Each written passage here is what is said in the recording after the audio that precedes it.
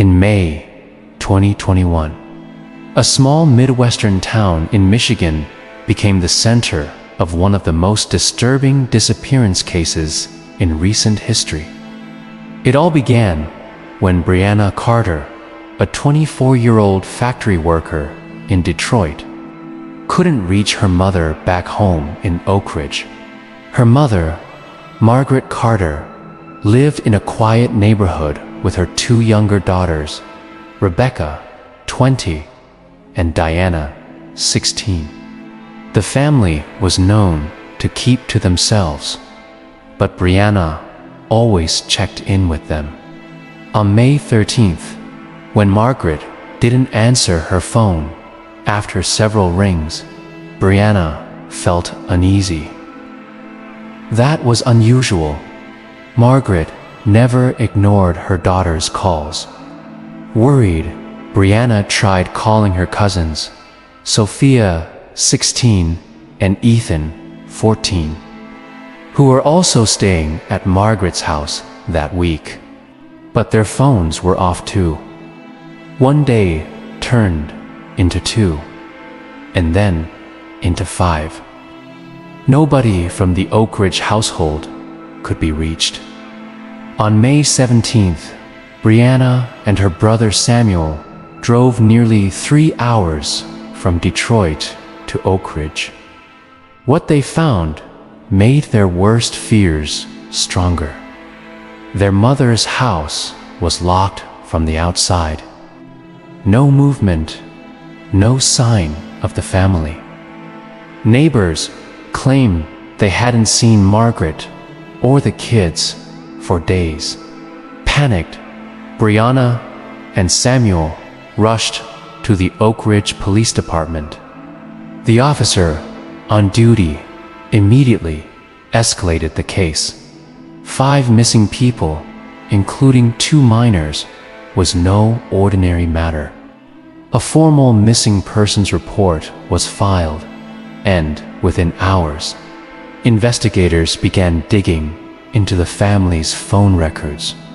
To their surprise, only one phone was still active, Rebecca's. Even stranger, Rebecca was sending text messages to Brianna, assuring her that she was safe, but instructing her not to come looking. The texts felt off, as if someone else was typing them. And Rebecca never answered any phone call. Detectives flagged this as a red sign. If Rebecca was truly safe, why wouldn't she speak to her sister? And why would her location data keep bouncing between small towns in Michigan? This was no longer just a case of a missing family. Investigators suspected something much darker was at play. As the investigation deepened, the Oakridge Police Department realized they needed more resources. The case was handed over to a joint task force, including Michigan State Police, who specialized in missing persons cases. The first step was mapping Rebecca Carter's digital footprint. Her phone was still active, pinging cell towers across counties. But the texts coming from it were suspicious. They were short, robotic, and avoided any real detail. Detectives believed someone else might have been using her phone to create the illusion that Rebecca was alive and well. The team also pulled her call history. One name kept appearing: Stephen Miller, a 27-year-old man from the same town. Stephen wasn't a stranger. He had grown up near the Carters' home and was once close friends with Samuel, Rebecca's older brother. Over time, however, he had built a deeper, secret relationship with Rebecca.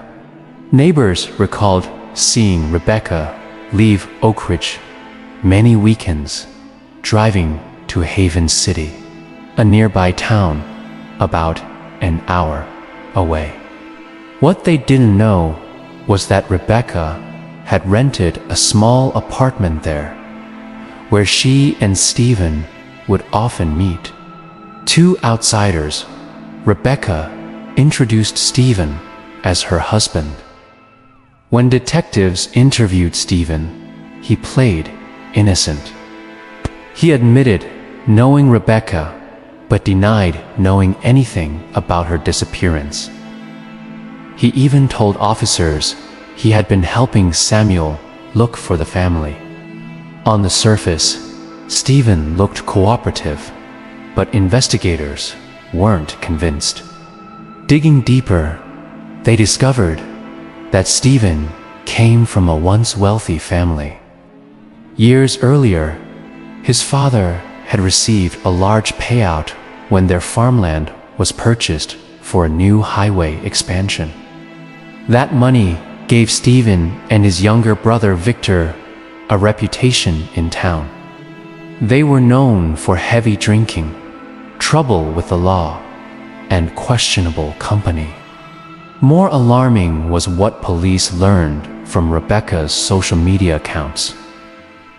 Weeks before her disappearance, Rebecca had posted cryptic messages about being betrayed and forced to make a choice. Around the same time, Stephen's engagement to another woman in a nearby town had been announced. Rebecca reacted publicly, posting personal photos and comments that hinted at their affair. Detectives believed Rebecca might have pressured Stephen to leave his and marry her instead. This tension, combined with Stephen's family status and drinking habits, painted him as more than just a casual suspect.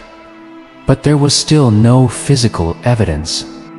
No sign of Margaret, Rebecca, Diana, Sophia, or Ethan. The house in Oakridge remained locked and untouched. Weeks turned into over a month. Then, a break came from an unlikely source. A man who worked odd jobs on Stephen's family farm told police he overheard a disturbing conversation. Stephen and his brother Victor had mentioned digging something up and making sure no one ever found out. This was the lead investigators had been waiting for. With a new lead from a farmhand, detectives shifted their focus squarely onto Stephen Miller and his brother Victor. Surveillance teams quietly monitored the Miller farm on the outskirts of Oakridge, a large property that had once been productive farmland, but now stood mostly unused after the family's highway settlement payout. Officers noticed something strange. A section of land behind the barn had recently been disturbed. The soil looked uneven, as if it had been dug up and then hastily covered. When asked, Stephen brushed it off, claiming he and Victor had been fixing drainage lines. Investigators weren't buying it. On June 25th, over 6 weeks after the Carter family vanished, police obtained a search warrant for the property. With heavy machinery brought in, deputies began digging in the marked area. Within hours, their worst fears were confirmed. Buried deep in the soil, they uncovered human remains, later identified as Margaret, Rebecca, Diana, Sophia, and Ethan. The discovery shocked the entire community. The texts that Brianna had been receiving all along had been a cruel deception. Rebecca had never been alive to send them. Detectives pieced the story together through interrogations and witnessed testimony. Stephen and Rebecca's relationship had spiraled out of control when Stephen got engaged to another woman. Rebecca, unwilling to let go, had threatened to expose him. Investigators believe Stephen feared losing both his reputation and in desperation, plotted to silence her. But when Margaret and Diana realized Rebecca hadn't returned home, they began asking questions. That's when Stephen panicked, luring them out under false pretenses. Later, Sophia and Ethan, who had been staying at the house, also became unintended victims, simply because they might reveal the truth. In total, 5 innocent lives were lost in what prosecutors later described as a tragic chain of betrayal, obsession, and cover-up. The trial that followed drew nationwide attention. Stephen Miller, his brother Victor, and several accomplices were charged with multiple counts of first-degree homicide, kidnapping, and obstruction of justice. For weeks, the courtroom was filled with emotional testimony from Brianna, who had spent days texting her sister's phone without knowing the truth, to neighbors who described the Carters as kind, hardworking, and undeserving of such a fate. The jury took only 2 days to deliberate. Stephen was sentenced to life in prison without parole, while Victor and the others received decades-long sentences for their involvement. For Oakridge, a quiet town in Michigan, the case left scars that may never fully heal. The Carter family's tragedy became a stark reminder of how dangerous hidden relationships and unresolved conflicts can become when combined with fear, pride, and poor choices. And for Brianna, the pain of unanswered phone calls that started it all will never fade. Her search for her mother and sisters led to the truth, but a truth that no one in Oakridge ever wanted to face.